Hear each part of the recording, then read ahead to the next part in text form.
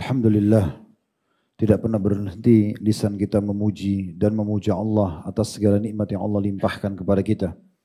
Dan tidak akan pernah berhenti, selalu kita saling mengingatkan tentang nikmat Islam dan iman.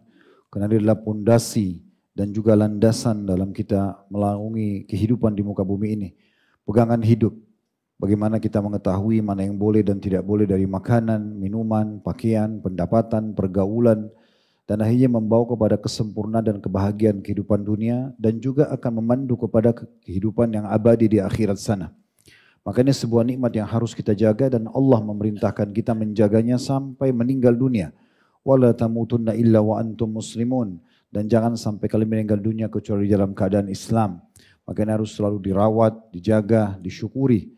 Selanjutnya kita panjatkan salam hormat kita kepada utusan Allah Nabi besar Muhammad sallallahu alaihi wa alihi wa sahbihi wasallam sebagaimana Allah telah perintahkan kita untuk mengucapkan salam hormat kepada beliau. Seperti biasa di pekan pertama, pekan kedua kita akan membahas lanjutan kajian Al-Kabair atau dosa-dosa besar dan kita masih di buku Syekh Muhammad At-Tamimi rahimahullah. Kita akan masuk pada malam ini sebuah judul yang mungkin dianggap sederhana oleh sebagian orang, tapi masuk dalam kategori dosa besar, yaitu menunda-nunda amal yang wajib atau amal kewajiban. Menunda-nunda amal sendiri itu dikategorikan oleh para ulama dalam bab kelalaian atau ghaflah, dan ini juga ditegur dalam banyak ayat Al-Quran dan juga hadis Nabi alaihi salatu wassalam. Pada dasarnya kita tidak boleh sama sekali menunda-nunda, terutama amal wajib, seperti contoh orang menunda sholat sampai keluar dari waktunya, menunda penunaian zakat, menunda puasa Ramadan padahal sudah masuk dan lihat hilal, menunda haji sampai lewat 5 tahun sementara dia punya kemampuan, menunda pernikahan bagi orang yang sudah akan terjerumus pada perzinahan karena sudah kena hukum wajib, menunda sengaja atau tidak ingin memiliki keturunan misalnya. Menunda banyak sekali hal-hal, misalnya jawaban panggilan orang tua dalam berbakti, seruan suami bagi istri dan segala macam hal. Ini masuk dalam kategori bahasan. Jadi dalam judul menunda-nunda amal wajib ini akan banyak sekali bahasan dosa-dosa yang akan kita rincikan secara substansial insya Allah di pertemuan akan datang. Ya, satu demi satu kita akan bahas. Sepertinya masih banyak teman-teman di luar bisa merapat lagi. Jadi duduknya jangan saf sholat tapi saf ta'lim. Bisa rapat-rapat. Ini perlu saya pakai bahasa Arab supaya bergerak atau gimana nih? Ya, rapat-rapat ikhwah sekalian. Masya Allah, banyak banget yang tobat ini ya.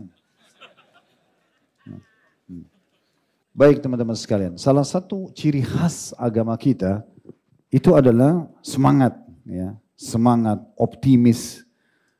Kita dianjurkan dalam Islam tidak akan pindah ke satu tahapan yang lebih sederhana selama tahapan yang sempurna bisa.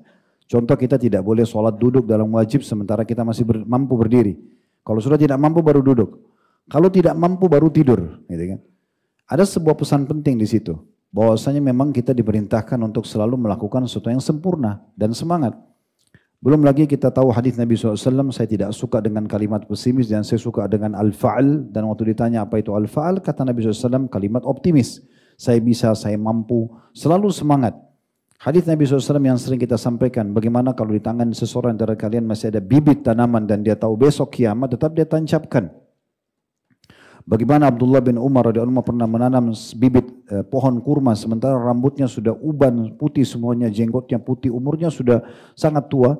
Dan waktu ditanya kenapa anda lakukan itu, beliau mengatakan kalau tidak bermanfaat untukku atau aku tidak bisa mengambil hasilnya, maka akan bermanfaat bagi orang sesudahku. Dan sekian banyak dalil berhubungan dengan masalah itu. Jadi ini salah satu ciri khas agama kita. Ada seseorang mu'allaf di negeri tetangga kita, saya nonton cuplikannya. Alasan dia masuk Islam, kenapa dia masuk Islam? Dia mengatakan saya menemukan kaum muslimin satu komunitas yang paling cepat keluar dari sebuah permasalahan. Dari kematian, kesedihan kematian, misalnya bangkrutnya usaha. Tidak saya temukan menurut dia orang yang seperti komunitas kaum muslimin. Karena memang agama kita mengajarkan kita tidak boleh putus asa. Ya.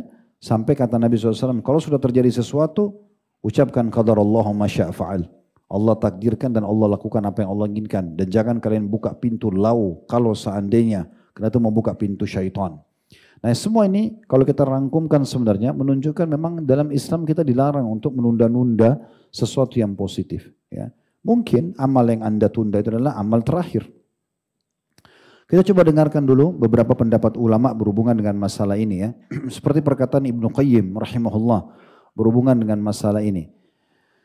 Beliau mengatakan sekedar berangan-angan tanpa realisasi ya. Innal mina ra'sul amwal mafalis ya. Sesungguhnya berangan-angan tanpa realisasi dasar dari harta orang-orang yang bangkrut. Jadi kalau dia cuma berangan-angan mau berhasil, mau sukses tapi sama sekali tidak ada upayanya, dia selalu menunda-nunda, besoklah saya baru coba mencari investor, besoklah saya baru mulai sholat duha, besoklah saya baru mulai murajaah, besoklah saya baru ini dan itu. Ini adalah tanda-tanda kebangkrutan.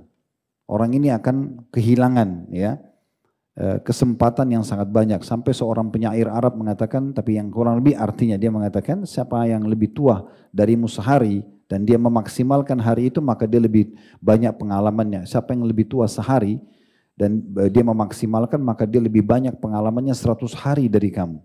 Ya, jadi sudah banyak ketinggalan seseorang yang banyak menunda-nunda. Seorang penyair Arab juga mengatakan, "Wala tarji amal al-yaumi ila al-ghad, la'alla ghadan ya'ti wa anta faqidu." Jangan pernah kamu menunda-nunda amalan hingga esok hari. Karena bisa saja pada saat tiba esok hari engkau sudah kehilangan peluangnya atau kehilangan kesempatannya. Dan dinukil dari Abu Ishaq rahimahullah, beliau mengatakan ada yang berkata kepada Abul Qais, ya, nasihatilah kami. Maka beliau mengatakan hati-hati dengan menunda-nunda, mengatakan nanti dan nanti. Al-Hasan Basri rahimahullah berkata, hati-hati dengan sikap suka menunda-nunda. Ya. Engkau sekarang berada di hari ini dan bukan di hari esok. Jika hari esok tiba, engkau berada di hari tersebut. Dan sekarang engkau masih berada di hari ini. Jika esok tidak menghampirimu, maka engkau tidak akan menyesali hari ini. Maksudnya kalau dimaksimalkan. Dan tentu banyak sekali statement ulama salaf berhubungan dengan masalah ini. Sampai ada seorang kalangan tabi'in atau tabi'in yang masyhur namanya Abdul Malik. Dia memiliki banyak keturunan, di antaranya keturunannya juga masyhur mengikuti ayahnya menjadi seorang alim yang bernama Abdullah bin Abdul Malik. Dia menukil statement yang menarik bagaimana ayahnya mendidik anak-anaknya. Dia mengatakan kami kalau dalam perjalanan bersama ayah kami, setiap kali kami sedang jalan di satu titik, maka ayah kami mengatakan bertasbihlah sampai ke pohon sana. Lalu kami bertasbih, entah sudah berapa jumlahnya. Kalau tiba di pohon itu ayah kami akan mengatakan bertakbirlah sampai ke pohon yang di sana. Lalu mereka bertakbir. Terus begitu agar tidak ada waktu yang ditunda-tunda atau amalan yang terlewatkan begitu saja. Jadi begitu luar biasanya mereka coba menjaga dan tidak menunda-nunda amal, ya, tidak menunda-nunda amal. Kecuali kalau kita punya udzur syar'i, itu berbeda. Baik, sekarang saya coba bacakan teman-teman sekalian, apa sebenarnya efeknya kalau kita menunda-nunda amal-amal tersebut. Syekh Muhammad mengangkat di halaman 161 di buku ini sampai 166 kurang lebih, cukup banyak dalil yang diangkat dalam masalah ini. Di antaranya surah Al-Anfal ayat 25. Yang bunyinya wattaqu fitnatan la tusibanna alladziina zalamu minkum khassah wa'lamu annallaha syadidul iqab. Dan takutlah kalian terhadap fitnah atau musibah yang tidak khusus menimpa orang-orang zalim saja di antara kalian dan ketahuilah bahwasanya Allah amat keras siksaannya. Ini bisa bermakna dua ayatnya. Yang pertama, ada orang yang melihat satu orang atau satu komunitas buat kemungkaran lalu dia mengatakan sudahlah saya nggak mau tegur, biarkan saja, gitu ya. Itu urusan mereka sama Allah. Ini nggak boleh, ya, tidak boleh. Karena dia harus mengingatkan kemungkaran itu walaupun semampu dia. Kalau bisa dengan tangan, power bagus. Kalau nggak bisa dengan lisan, kalau nggak bisa dengan hatinya. Tapi tidak boleh dia membiarkan. Pernah kita sebutkan hadis Bukhari di mana Nabi SAW mengatakan Jibril pernah diutus oleh Allah mendatangi satu negeri kemudian akan menghukum negeri tersebut. Lalu kemudian ditemukanlah ada satu hamba Allah yang saleh di sana. Lalu Jibril kembali kepada Allah mengatakan, ya Allah ada hambamu si fulan yang saleh. Maka kata Allah subhanahu wa ta'ala, mulailah adab dari dia karena dia tidak pernah menyeru pada kebaikan dan melarang dari kemungkaran, gitu ya. Jadi bermakna itu. Berarti tidak boleh menunda untuk memberhentikan sebuah kemungkaran. Bermakna juga dari ayat ini adalah tidak boleh menunda amal-amal saleh sehingga kita terkategori juga dengan orang-orang yang zalim tersebut dan bisa kena hukuman dengan mereka. Kalau kita sama sekali tidak pernah menegakkan amar ma'ruf nahi mungkar, kita mau masuk surga sendirilah. Mau tetangga kita, teman kita, teman kos, teman kuliah, siapalah partner bisnis, semuanya itu berbuat kemungkaran dan kita biarkan, maka ini berbahaya sekali. Hadits muttafaqun alaih disebutkan, kata Nabi SAW, ya, kalau Allah mendatangkan satu hukuman kepada satu kaum, ya, maka Allah binasakan semua orang yang berimannya dan orang yang kesalahnya, ya, orang fasik atau orang kafirnya, lalu Allah akan bangkitkan nanti sesuai dengan amal mereka. Tapi di sini rincian ulama, orang beriman yang kena ini karena tidak pernah menegakkan amar ma'ruf nahi mungkar gitu ya. Itu yang diceritakan tentang juga penduduk negeri Ilah, ya, di dalam Al-Quran tentang mereka yang diubah oleh Allah Subhanahu wa taala jadi kerah karena mereka dilarang memancing hari Sabtu, mereka mengakali itu dengan cara memasang jala di hari Jumat malam, mereka biarkan ikan masuk hari Sabtu, hari Ahad baru mereka panen. Nah, di situ terjadi 3 golongan di negeri Ilah ini. Ilah sekarang masuk di Palestina, ya. Namanya Palestina. Jadi pada saat itu ada pengikut Nabi Musa AS tinggal di sana dan mereka dilarang mancing hari Sabtu. Kebetulan profesi mereka adalah nelayan, gitu ya. Maka Allah Subhanahu wa taala uji mereka. Hari Sabtu itu justru ikan-ikan pada datang tanpa mereka harus pergi ke tengah lautan untuk mencarinya. Bahkan sangat mudah untuk dijangkau oleh tangan-tangan mereka. Pada saat itu ada orang yang nakal nih, mereka tidak mau dengar peraturan syariat Allah, maka mereka taruh jala hari Jumat, mereka bilang kami nggak mancing kok hari Sabtu, tapi ikan-ikan itu sudah masuk di jala mereka dan mereka panen hari Ahad. Ada golongan kedua, orang-orang beriman yang mengingatkan, ya, nggak boleh, ini dilarang. Jadi ada satu yang melakukan pelanggaran, yang satu mengingatkan. Ada golongan ketiga, dia tidak mengingatkan golongan pertama yang melanggar, tapi dia mengingatkan golongan kedua. Ya, mengatakan untuk apa kalian ingatkan orang-orang yang berbuat kemungkaran itu? Biarkan saja, itu urusan mereka sama Allah. Nah, karena mereka justru mau menghadang orang yang menegakkan amar ma'ruf nahi mungkar, di saat datang hukuman Allah Subhanahu wa taala, golongan pertama sama ketiga, dua-duanya kena kutukan, ya, pada saat itu. Kemudian diangkat juga firman Allah SWT surah Al-An'am ayat 65 yang bunyinya Qul huwal qadiru ala yab'atha 'alaikum 'adzaban min fawqikum aw min tahti arjulikum aw yalbisakum syi'an wa yudhiqa ba'dakum ba'sa ba'd unzur kaifa nusarrifu al-ayati la'allahum yafqahun. Katakan hai Muhammad, dialah yang berkuasa untuk mengirimkan azab kepada kalian dari atas kalian atau dari bawah kaki kalian, atau dia mencampurkan kalian dalam golongan-golongan yang saling bertentangan dan merasakan kepada sebagian kalian keganasan sebagian yang lainnya. Perhatikanlah betapa kami mendatangkan tanda-tanda kebesaran kami silih berganti agar mereka memahaminya. Makna ayat ini, ya, yang bisa kita ambil korelasinya dengan bahasan kita adalah kalau kalian terus menunda-nunda amal saleh sehingga kalian lalai, apalagi terus dalam perbuatan dosa, maka setiap saat bisa saja hukuman Allah datang. Nah, kasus menunda-nunda tadi. Kemudian beliau menguatkan ini dengan riwayat Ibnu Amr radhiyallahu anhum ajma'in. Dia berkata, kami bersama Rasulullah SAW dalam sebuah perjalanan. Kemudian kami singgah di sebuah tempat. Di antara kami ada yang memperbaiki kemahnya, ada di antara kami yang berlomba memanah, dan ada di antara kami yang berada di atas kendaraannya.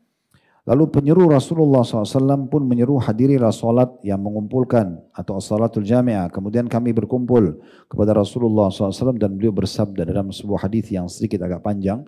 Wa innahu lam yakun nabiyyun qabli illa kana haqqan alaihi ay yadulla ummatahu ala khairin ma ya'lamuhu lahum wa yunzirahum syarra ma ya'lamuhu lahum. Wa inna ummatakum hadhi ju'ila aqibatuha fi awwaliha wa sayusibu akhiraha bala'un wa umurun tunkirunaha wa taji'ul fitnatu fayurafiqu ba'duha ba'dan wa taji'ul fitna fayaqulul mu'min hadhihi muhlakati thumma tankashifu wa taji'ul fitnatu fayaqulul mu'min hadhihi فمن أحب أن يزهزه عن النار ويدخل الجنة فلتأتي منيته وهو يؤمن بالله واليوم الآخر وليأتي إلى الناس الذي يحب أن يؤتى إليه ومن بايع إماما فأعطاه صفقة يده وثمرة قلبه فليطعه إن استطاع فإن جاء آخر ينازعه فاضربوا عنق الآخر رواه المسلم. Terjemahnya sesungguhnya tidak ada seorang nabi pun sebelumku, melainkan kewajibannya untuk menunjukkan umatnya kepada kebaikan yang dia ketahui untuk mereka.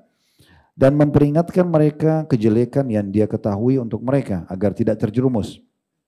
Sesungguhnya umat kalian dijadikan keselamatannya pada awalnya, dan akhirnya akan ditimpa bala atau ujian, dan perkara-perkara yang kalian ingkari. Akan datang satu fitnah, sehingga sebagiannya saling menaiki sebagian yang lainnya, yang sesudahnya akan menjadikan sebagian fitnah yang lain terasa ringan. Lalu datanglah fitnah, kemudian seseorang mukmin berkata, mungkin ini kebinasaanku. Kemudian fitnah itu terangkat dan fitnah yang lain pun datang. Lalu mukmin berkata lagi, mungkin ini atau ini. Maka barang siapa yang suka untuk dijauhkan dari neraka dan dimasukkan ke dalam surga, hendaklah dia didatangi oleh kematian dalam keadaan dia beriman kepada Allah dan hari akhir. Dan hendaklah dia mendatangi orang-orang yang Allah suka untuk didatangi kepadanya, maksudnya dengan cara baik. Barang siapa yang membaiat seorang imam, maka berikanlah kepadanya telapak tangannya dan buah hatinya atau sumpah yang murni. Dan taatilah dia jika dia mampu. Jika datang orang lain menyelisihi pemimpin atau imam tersebut, maka penggallah leher orang itu.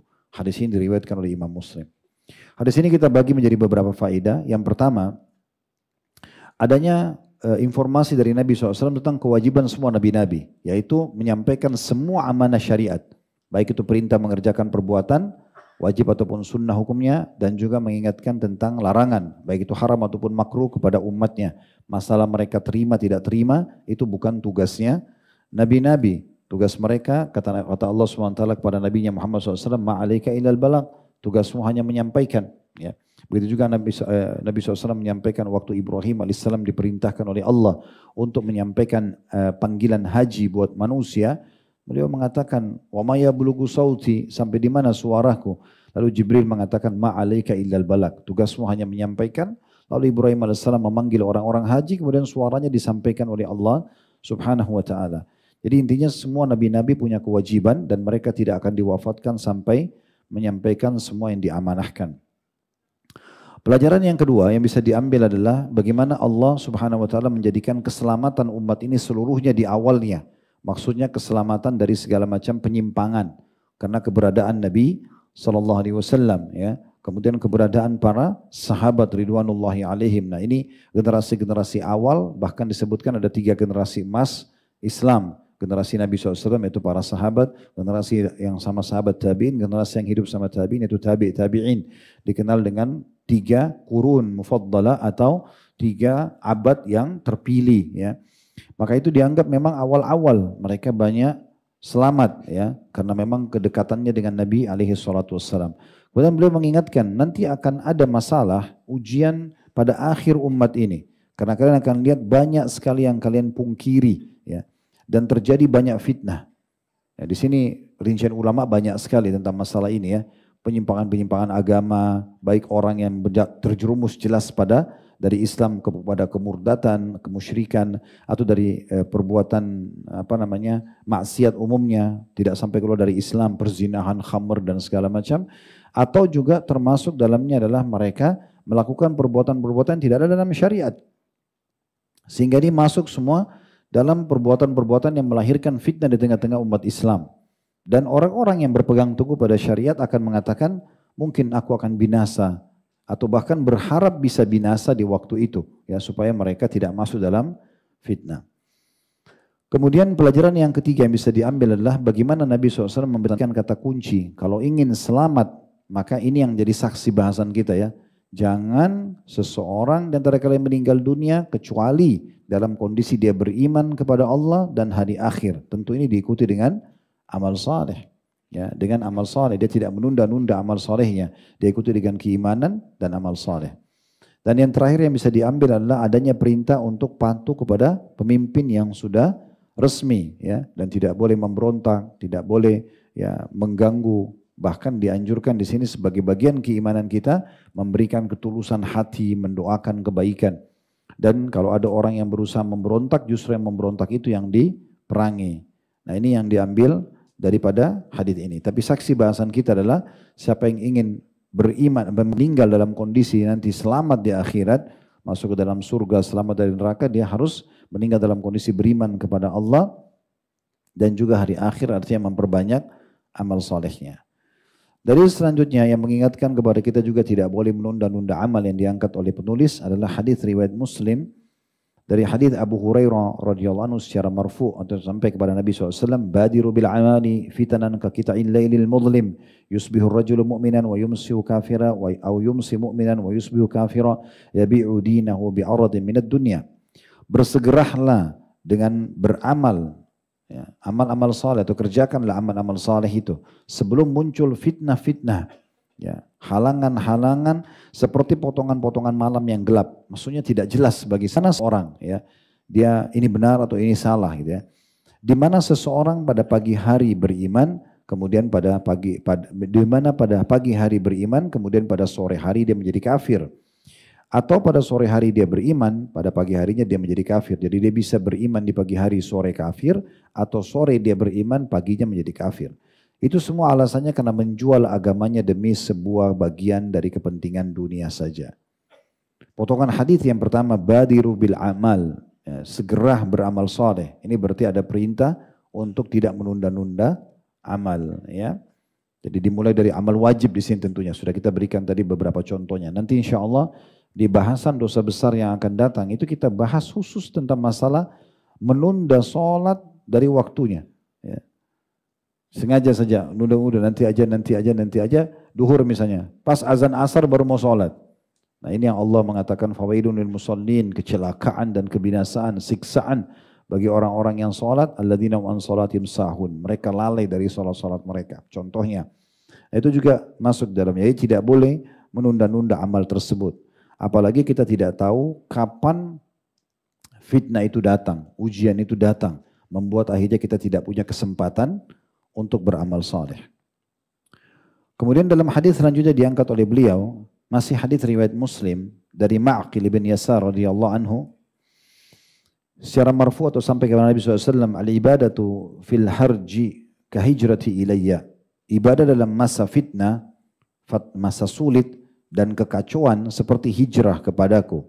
Dan ini juga diriwayatkan oleh Imam Muslim. Tentu yang pegang bukunya ada footnote di bawah, ya, nomor hadisnya lengkap disebutkan oleh penerbit tentunya. Di sini maksudnya adalah ibadah tetap tidak boleh ditunda walaupun dalam kondisi susah, genting. Fitnah itu kayak susah, ya.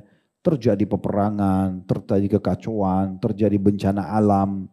Nah, itu juga fitnah. Tetap juga dianjurkan beribadah. Bahkan di saat genting-genting seperti itu, lalu seseorang tetap beribadah, dia tidak menunda amalnya, maka pahalanya sama dengan hijrah, ya, kepada Nabi SAW. Tentu hijrah ini besar sekali pahalanya. Seperti kasus teman-teman sahabat Nabi dulu yang hijrah dari Mekah ke Madinah, pada saat diwajibkan di awal fase hijrah dari Mekah ke Madinah yang dikenal dengan muhajirin.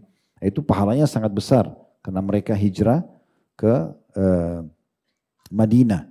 Dan Allah SWT sebutkan dalam surah An-Nisa, surah nomor 4 ayat 100, ya. Wa may yuhajir fi sabilillah yajid fil ardi muragaman katsiran wa sa'ah, al-ayah. Dan siapa yang hijrah di jalan Allah, maka dia akan mendapatkan muragaman dan sa'ah. Dua-duanya ini kelapangan dada, kelapangan rezeki, peluang, ya, kebahagiaan hidup. Banyak sekali perkataan ulama-ulama tafsir tentang masalah ini. Tapi itu manfaat orang berhijrah. Dan juga bagaimana Nabi SAW berkata kepada Amr bin As radhiyallahu anhu pada saat beliau masuk Islam, beliau kasih syarat, saya mau syarat ya Rasulullah. Kata Nabi SAW, apa syaratnya? Diampuni dosaku. Maka Nabi SAW tersenyum sambil mengatakan, apakah kau belum tahu hai Amr, bahwasanya dengan masuk Islam dosa-dosamu yang lalu diampuni. Kemudian beliau sebutkan, begitu juga orang yang hijrah, ya, akan mengampuni dosa-dosa yang sebelumnya, dan haji juga mengampuni dosa-dosa sebelumnya. Jadi memang di sini diberikan keutamaan bagi orang yang tetap tidak menunda amalnya di saat-saat genting, apalagi kalau lagi di saat santai, gitu ya, maka itu akan mendapatkan pahala yang sangat besar. Selanjutnya dalam riwayat Bukhari Muslim dari hadis Hudzaifah radhiyallahu anhu bahwa Umar berkata, siapakah di antara kalian yang hafal dengan sabda Rasulullah SAW tentang fitnah-fitnah, adanya halangan-halangan nanti yang membuat orang susah untuk beribadah? Maka Hudzaifah berkata, aku. Maka dia pun berkata, ayo sebutkan, sungguh engkau sangat kuat menghafalnya. Karena biasanya hadis tentang fitnah ini, apalagi fitnah akhir zaman itu panjang-panjang. Maka Hudzaifah berkata, aku mendengarkan Nabi SAW bersabda, fitnatul rajulu fi ahlihi wa mali wa waladihi wa jarihi tukaffiruha as-salatu was-siyamu was-sadaqatu wal amru bil ma'ruf wan nahyu 'anil munkar. Faqala laysa hadhi urid. Innama uridu allati tamuju ka mawjil bahr. Faqultu ma laka wa laha ya amiral mu'minin. Inna bainaka wa bainaha baban mughlaq atau mughlaqa. Faqala yuftahul bab au yuksar. قلت بل يكسر قال ذلك أجدر ألا يغلق فقلت لحذيفة أكان عمر يعلم من الباب قال نعم كما يعلم أن دون غد ليلة إني حدثته حديثا ليس بالأغاليط فهبنا أن نسأله من الباب فقلنا لمسروق أسأله فسأله فقال عمر. Ini cukup panjang riwayatnya, terjemahannya adalah kata Nabi SAW, fitnah atau ujian seseorang pada keluarganya akan datang nanti masa di mana seseorang tersibukkan dengan keluarganya sehingga dia kerepotan untuk mengerjakan ibadah atau tersibukkan dengan hartanya, bisnisnya sampai dia lupa majelis ilmu, dia tunda sholat dan segala macam, atau anak-anaknya atau bahkan tetangganya, dan itu sebenarnya masih bisa dimaafkan. Kalau seseorang tetap menjaga sholatnya, puasanya, sedekahnya, amar ma'rufnya dan nahi mungkarnya. Maka Umar, ini yang jadi saksi bahasan di sini ya. Lanjutan hadis ini sebenarnya adalah penulis ingin menukil lengkap riwayatnya, tapi saksi bahasan kita di sini artinya jangan sampai menunda-nunda amal soleh, termasuk di masa-masa genting, masa fitnah sedang terjadi. Kemudian Umar berkata, bukan hadis itu yang aku inginkan. Aku hanya ingin hadis tentang fitnah yang menggoncangkan seperti ombak samudra. Maksudnya ada hadis Nabi yang menjelaskan nanti akan terjadi peperangan, akan terjadi kekacauan, akan terjadi dan itu. Saya ingin hadis itu yang seperti ombak yang datang menyerang umat ini gitu. Maka Hudzaifah mengatakan, ada apa antara anda dan fitnah itu, wahai Amir Mukminin? Sesungguhnya antara anda dengan fitnah itu ada sebuah pintu yang tertutup. Jadi sebenarnya Hudzaifah sama Umar dua-duanya saling faham nih. Yang lain orang banyak tidak paham tentang masalah yang dimaksudkan di sini. Maka Umar berkata, apakah pintu itu akan terbuka sendiri atau dirusak? Maka kata Hudzaifah, dirusak. Kemudian Umar berkata, kalau begitu pintu itu pantas untuk tidak tertutup lagi. Nah, supaya saya ringkaskan saja, yang dimaksud dengan pintu di sini adalah kematian Umar radhiyallahu anhu. Karena memang selama Umar hidup, maka tidak ada fitnah terjadi di tengah-tengah umat. Setelah Umar meninggal dunia, terjadilah prosesi pembunuhan Utsman, munculnya kaum Khawarij, terjadi peperangan di antara Ali dan Muawiyah, Ali dengan Aisyah, pasukan yang dikenal dengan pasukan Jamal, itu kisah panjang dan seterusnya itu karena terjadinya setelah meninggalnya Umar radhiyallahu anhu. Makanya Hudzaifah bilang, untuk apa anda bertanya itu Amir Mukminin? Sementara antara anda sama fitnah itu nanti ada pintu. Umar sudah paham kalau itu dirinya. Maka Umar tanya, pintu itu dirusak? Maksudnya saya nanti dibunuh atau memang terbuka sendiri? Saya mati biasa aja. Maka kata Hudzaifah, dirusak. Umar sudah paham itu. Maka kata Umar, kalau begitu sudah pantas pintu yang dirusak itu tidak bisa ditutup lagi. Kemudian kata perawi, aku bertanya kepada Hudzaifah, apakah Umar mengetahui siapa pintu itu? Hudzaifah mengatakan, iya, sebagaimana dia mengetahui bahwa malam adalah sebelum besok siang. Maksudnya sebagaimana ini malam, ini datang sebelum besok pagi. Pasti malam dulu baru besok pagi. Seperti terangnya orang tahu setelah malam besok pagi, begitu Umar tahu siapa pintu itu. Kemudian dikatakan, sesungguhnya aku menceritakan hadis ini kepadanya semisal hadis yang tidak tersembunyi atas Umar.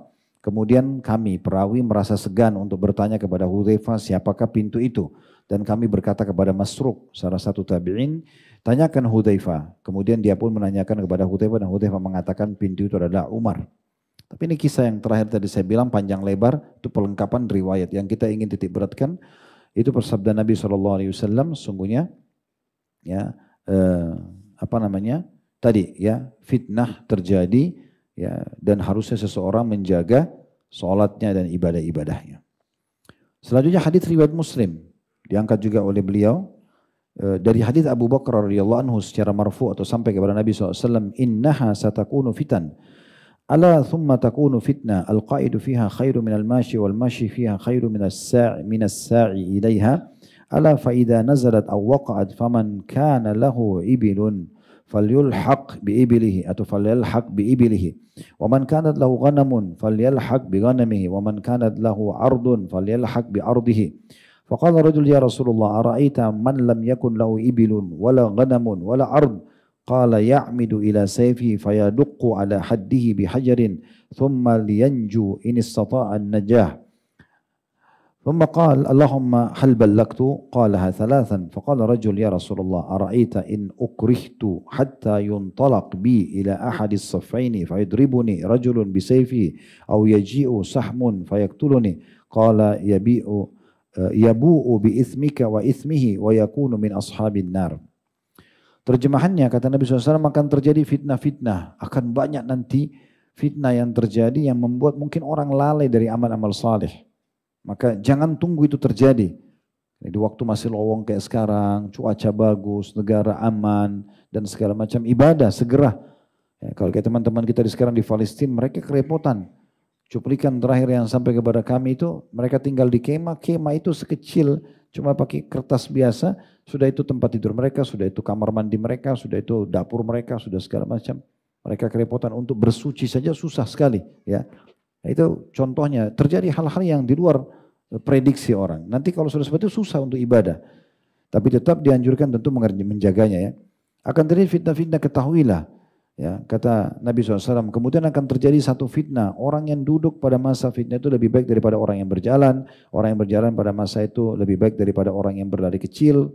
Dan ketahuilah jika fitnah itu telah turun atau terjadi, maka barang siapa yang mempunyai unta, hendaknya dia menetapi untanya. Barang siapa yang mempunyai kambing, maka hendaklah dia menetapi kambingnya. Barang siapa yang mempunyai tanah, maka hendaklah dia menetapi tanahnya. Kesimpulannya hadis ini tentang masalah fitnah kalau terjadi keributan.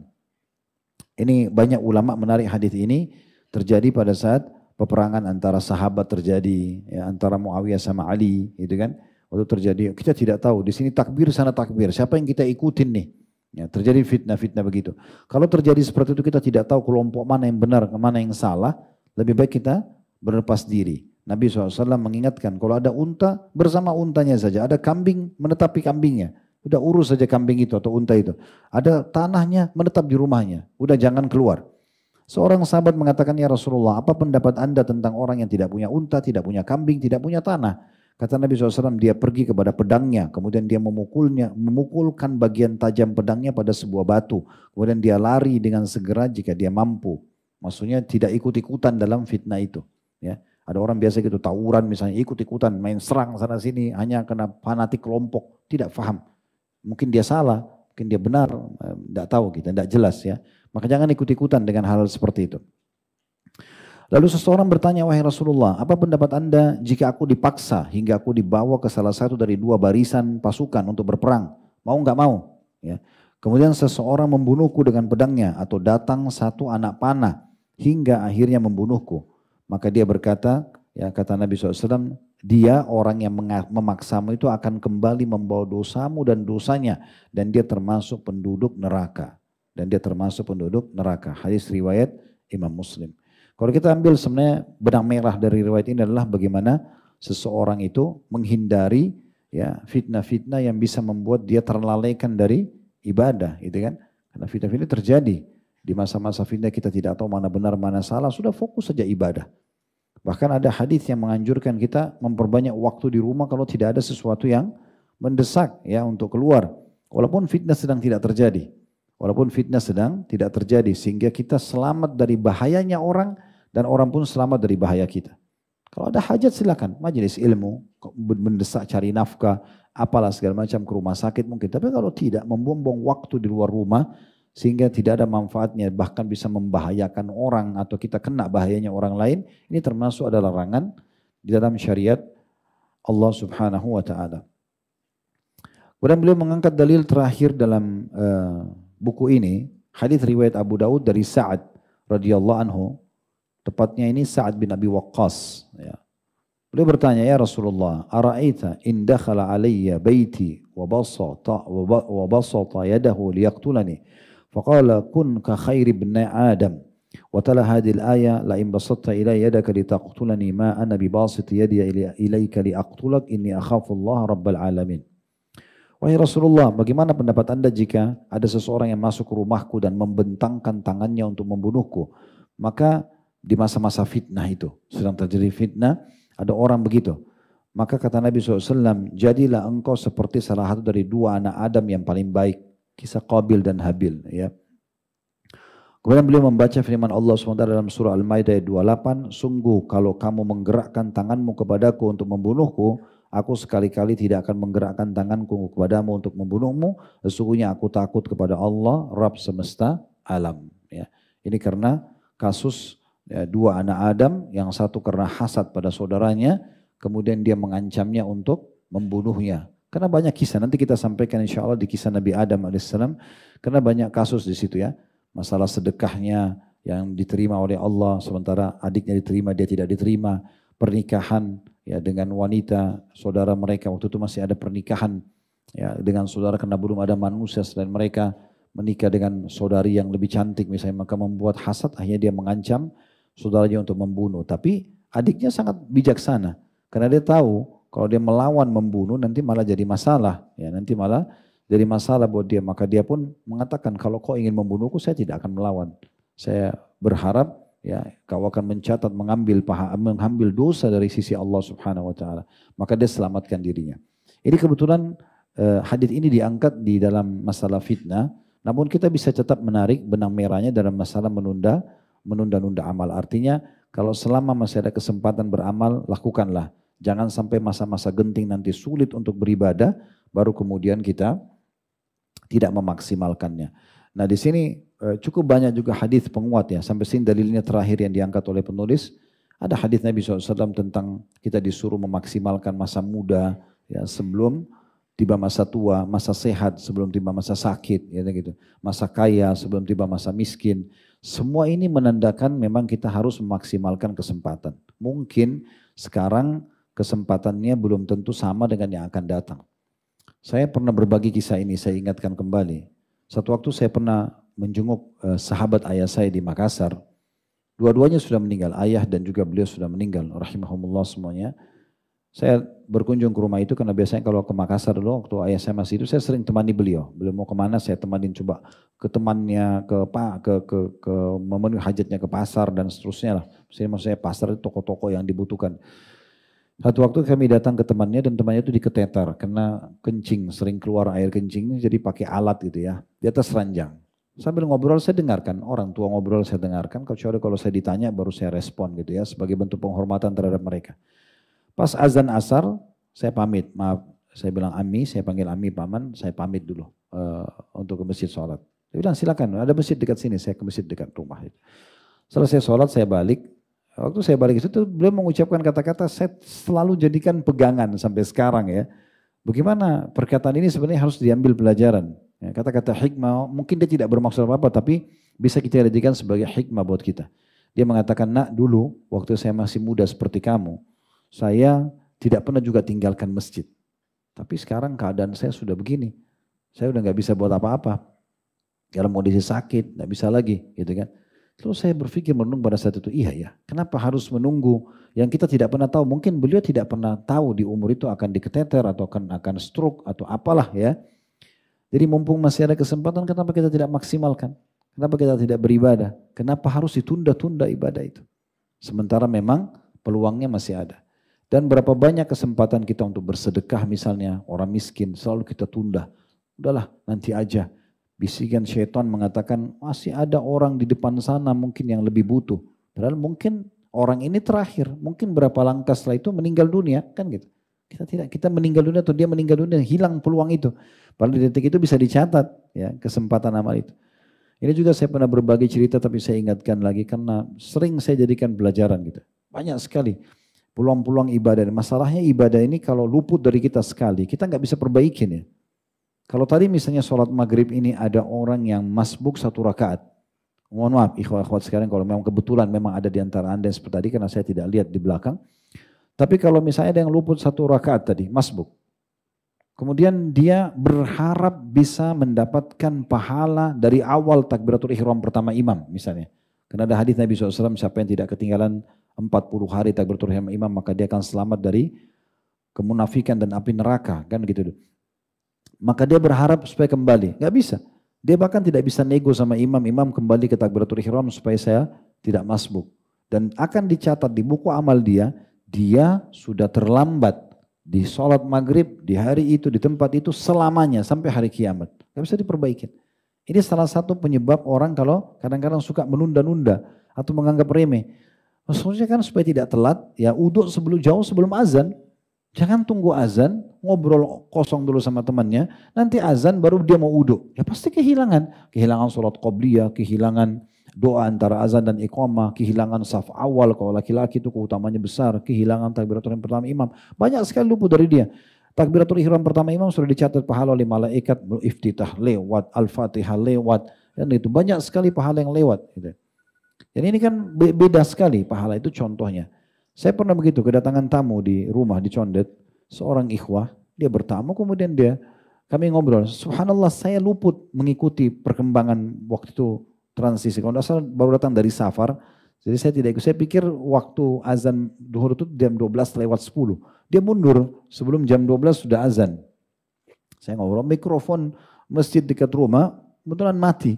Ya. Tidak nyala gitu. Terus saya tunggu sampai jam 12.10 kok belum azan. Saya bilang sama dia, akhi kita ke masjid aja dulu. Saya boncengan motor sama-sama. Pas tiba di masjid, masuk di pintu masjid, imamnya sudah sujud rakaat pertama. So, saya sambil jalan ke saf pertama itu sambil saya introspeksi diri. Subhanallah, ini luput dan tidak bisa saya perbaiki ini. Satu kali takbiratul ihram yang luput ini. Dan rakaat pertama ini akan dicatat sampai hari kiamat. Khalid Basalamah ini telat satu rakaat di salat itu. Tidak bisa diperbaiki. Itu bahayanya ya. Sehingga harus lebih jeli lagi kita memperhatikan masalah ini. Sa'id bin Musayyib rahimahullah, kalau saya nukil lembar-lembaran hidup beliau itu luar biasa. Saking pekahnya peduli supaya jangan tertunda dari dia amal soleh. Sampai dia menceritakan saya tidak pernah, bukan dari bab riya ya, tapi dia menceritakan pengalaman dia mengatakan saya tidak pernah ketinggalan takbiratul ihram selama 40 tahun. Bukan 40 hari, 40 tahun. Dan dia mengatakan selama 40 tahun saya tidak pernah melihat kecuali pundak imam. Imam di sini dia di belakangnya 40 tahun. Imam Allah Akbar dia Allah Akbar. Jadi saking pekahnya dia menjaga ya, dan tidak menunda amal tersebut. Begitu juga dengan bab sedekah. Saya pernah keluar di kampung Melayu habis pengajian. Begitu selesai pengajian ada satu ibu gendong anaknya. Kelihatan memang orang miskin susah gitu.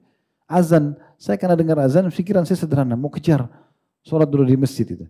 Lalu saya bilang sama ibu itu, nanti habis sholat ya bu ya. Dia diam saja, saya pergi. Habis sholat qobliyah, ba'diyah dan seterusnya, habis sholat duhur, saya pulang. Kembali ke situ, mau naik ke mobil, cari ibu itu sudah nggak ada. Terus tiba-tiba saya merasa bersalah. Kenapa tadi saya nggak bantu orang ini ya. Saya naik mobil 3 kali mutar di lokasi yang sama, itu nggak ketemu ibu itu. Nggak ada. Lalu saya menyesal, saya mengatakan subhanallah. Memang berapa detik sih, ngorek kantong, ambil uang, kasih ke ibu itu. Kan tidak terlalu lama jedahnya. Kita bukan sedang mau bacain buku yang lama misalnya. Cuma ngorek kantong, kasih uang, habis itu kita jalan. Tidak ketinggalan juga harusnya. Tapi kesempatan itu hilang. Mungkin antum mengatakan ada kesempatan sedekah lagi kesempatan orang. Iya, tapi orang ini di detik itu Allah sedang berikan kita kesempatan untuk bersedekah pada dia. Nah contoh juga sebagai penutup ini, sudah masuk waktu azan. Kalau teman-teman kita di depan mata sedang melakukan amal saleh, jangan cuma nonton. Contoh misalnya antum lagi naik mobil sama teman di lampu merah, ada orang miskin minta, misal. Kemudian teman antum buka jendela kaca, dia ingin memberikan sedekah. Kebanyakan kita kalau ada di sebelahnya buat apa? Berpikir, ya sudah, kan dia sudah bantu. Ya, dia sudah bantu, sudah dicatat sebagai amalnya. Antum bagaimana? Masa diwakili sama dia kan tidak mungkin. Artinya dia dicatat pahala, antum tidak. Harusnya antum kalau raih peluang. Bagaimana antum mendahului dia meraih pahala? Oh itu orang miskin kita bantu yuk. Antum yang ajak dia. Supaya dia lebih dulu mau bersedekah lalu antum titipin sekalian. Tidak apa-apa. Nah itu benar. Kalau cuma nonton saja orang, ini apa gunanya? Atau juga berbangga-bangga dengan amal orang lain. Itu teman kos-kosan saya luar biasa. Selalu sholat malam. Itu temanmu. Ibuku itu selalu muraja Al-Quran habis subuh. Ayahku gak pernah tinggalin sholat di berjamaah di masjid. Itu orang tuamu. Kamu mana ini? Gitu kan. Bangga dengan amal orang lain gimana ceritanya? Makanya seorang penyair mengatakan, Laisal fata man yakulu kana abi kada wa kada. Bukan seorang anak muda yang cerdas, bijaksana mengatakan dulu ayahku begini dan begitu. Itu ayahmu gitu kan. Walakinal fata man yaqulu ha anadha. Tapi seorang yang cerdas yang mengatakan ini loh saya. Tunjukkan amal kita gitu kan. Dan kesempatan sekali lagi amal soleh tidak terulang. Maka jangan ditunda-tunda. Allahu a'lam. Subhanakallahumma bihamdika. Asyhadu an la ilaha illa anta astaghfiruka wa atubu ilaik. Wassalamualaikum warahmatullahi wabarakatuh.